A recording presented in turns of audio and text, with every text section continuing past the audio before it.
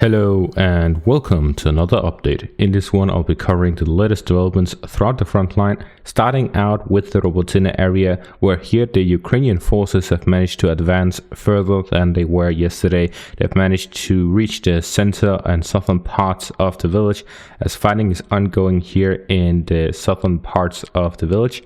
The Ukrainian forces have also managed to push the Russian forces out of the trenches to the west of the village, as we see here in the satellite imagery here. This is the trenches they have to the west of the village, and the Russian forces have been pushed out of most of them. There's this last patch here to the southwest of it that they have managed to still hold on to, but the rest they have been pushed out of, so it is contested.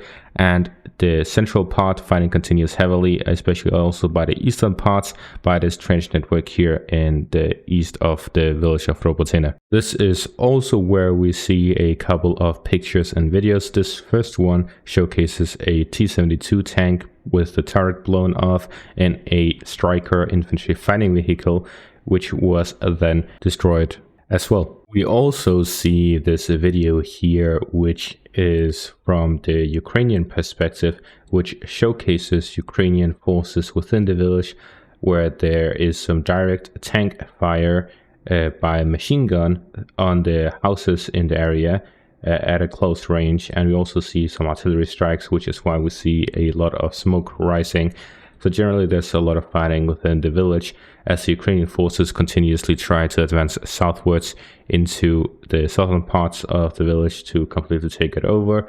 We also see a lot of holes similar to Klishchiivka, a little less, but still so much that we see that there's been heavy fighting in this area. We actually see that the holes are mostly to the northeastern parts, which is from where this drone is flying, the perspective of this drone, which showcases that the Ukrainians have consistently been attacking the Russian positions and that the fighting has been ongoing for a very long time, as we see with the latest developments. But we also see that the time in which the Ukrainians have held this part of the territory is not that long, which could indicate that either the Russians had very high intensity artillery strikes on their Ukrainian positions when they started advancing, or that the Ukrainians were also heavily striking the Russian positions when they were holding the northeastern parts of Robotyne, and then now the Russians have withdrawn from that area, were pushed back from that area, and now they are also shooting at the same exact area,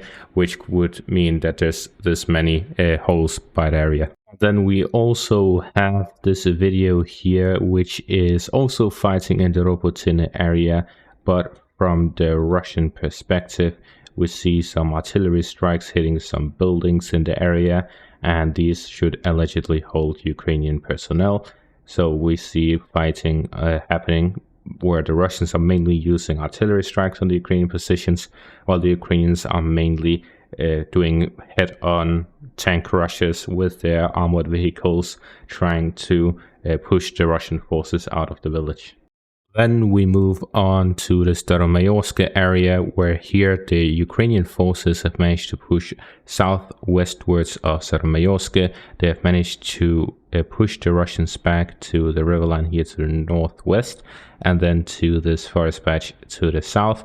So the Ukrainians have been expanding their hold westwards, and as I've been mentioning, the area here west of the villages are actually located on a high ground. So the Ukrainians have managed to capture the high grounds west of Staromaiorske, which would then allow them to push southwest towards Savitne-Bashenya, as that is their next move in the direction of the village of Staromaiorske here to the south, which is the important intersection stronghold of the Russian forces, supplying the frontline Russian positions of Priotne, Stepova, and so on, with the roads that goes from the Russian positions behind the main line of defense towards Staromaiorske, and then connecting to the villages to the northwest. And we move on to some important developments by the Klishchiivka area. Here the Russian forces launched a small counterattack to the north of Klishchiivka, trying to advance towards the trench network to the north of the village and passing through by the forest patch right here. So in this video that we will see the Russian forces that were advancing from the forest lines here to the north and then pushing down southwards towards the trench network. And we see here through the video that the Russian forces did not have a great time doing this offensive, as we see them pushing on with 6 armored vehicles, including tanks, and they essentially just drove through this field, which is completely filled with holes. There's almost not any areas without any holes, so the area is completely blown to pieces. And then we see accurate artillery fire or just generally mines hitting these tanks. We're seeing constant artillery fire, and the armored counterattack ends in little to no time, as the 6 armored vehicles were all destroyed very quickly due to the accurate artillery fire on the Ukrainian side. I think this serves as a great lesson not just to the Russian army but also to my viewers. Do not underestimate anyone in a war. Just because they have had failure after failure or success after success doesn't mean it will continue that way. War is unpredictable, but there are some things that are, and Russia attacking the trench network is predictable because it is very important for the Russians to hold on to Klishchiivka, to have control over the trench network. So the Ukrainians expected that to happen. Therefore, they were waiting for the Russians to attack. They didn't know if it was from the north, east, or south, but they can easily enter coordinates for all 3 areas. So as soon as the Russians attacked, they were ready to strike, and they have their drones up and flying about.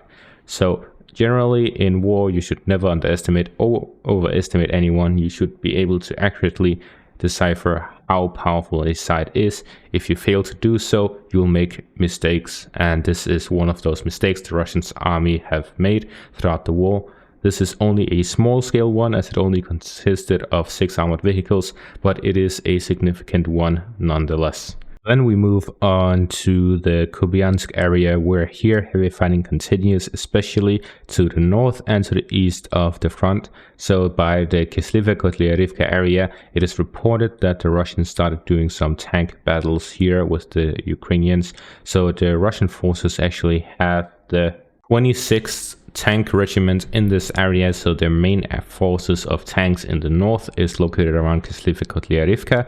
So the Russian forces are here prepared with their tank regiment, which typically consists of about 100 tanks. So with 100 tank and the according number of armored vehicles combined with that, the Russian forces have here a large enough force to actually contest the Ukrainian forces and run an offensive in this area. Although it will be a small one, it will still be a significant one. So most likely the Russian strategy here, considering their spreading of their forces with a motorized division here, the Storm set Shoigu's units, which is the units composed of Russian prisoners in the north, and then the tank regiment here to the east, indicates that the Russian forces are looking to use the tank regiment here to break through the defensive positions of Klishchiivka and Kupiansk, and then do a development of the villages, then push onwards northwards, after which they will combine with an attack from the motorized unit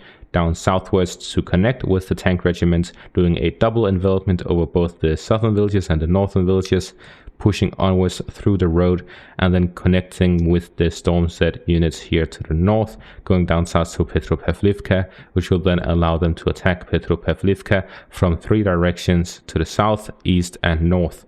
So this will allow them to do a 3-pronged attack on Petropavlivka. The village itself is already very long and thin, which makes it difficult for them to actually hold on, especially if the Russian forces are going to be attacking from 3 directions, where all 3 directions will be focusing on the areas where they are spread thinly, and it could even allow them to split the village into multiple parts. So this is likely to be a Russian plan. Whether or not they'll be able to complete it, that is a different question. And then finally, the latest developments from this area is that the Russians got closer to Klishchiivka according to the latest report by Syriac Maps, and they also managed to advance further in the direction of Petropavlivka. There were circling some rumors at the start of today of Klishchiivka being captured by the Russian forces. However, it turned out that the video was a fake one of a village to the south of Severodonetsk. So it was completely unrelated to Klishchiivka. There were just some people who wanted to spread some fake news and a rumor, and then a lot of pro-Russian Telegram channels spread it around. I posted something about it on Twitter, but then as soon as it was reported to be fake, I cleared it up and made sure that no one understood Klishchiivka as being under Russian control, as it was still contested at the time, and it is still contested now. And that is going to be all for this update. Thank you all for watching, and have a great day.